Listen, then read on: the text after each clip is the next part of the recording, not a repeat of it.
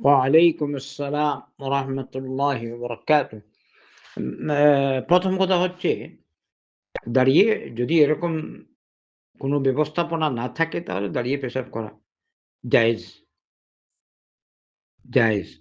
কিন্তু কথা হচ্ছে ওই পব পবিত্রতা, অপবিত্রতার দিকে লক্ষ্য রাখতে হবে। সেদিকে তো অবশ্যই খেয়াল রাখতে হবে। ২য় নম্বর এমনি কমেট তো আছে।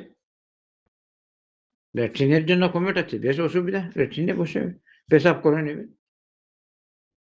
সেই ব্যবস্থা নাই? না ২ টা থেকে ১ টা করেন। আলহামদুলিল্লাহ। খেয়াল করবেন। মানে আমার ধারণা আপনার মেইন কথা হচ্ছে দাঁড়িয়ে পেশাব। প্রয়োজনে দাঁড়িয়ে পেশাব জায়েজ। আর এই অবস্থায় না ধরেন আপনি পেশাব করবেন কিরকম? কিন্তু যদি কমেটে অ্যা পায়খানার সময় যেরকম বসেন ওইরকম বসে যদি করতে পারেন তো কোনো অসুবিধা নেই। বারাকাল্লাহু ফিক।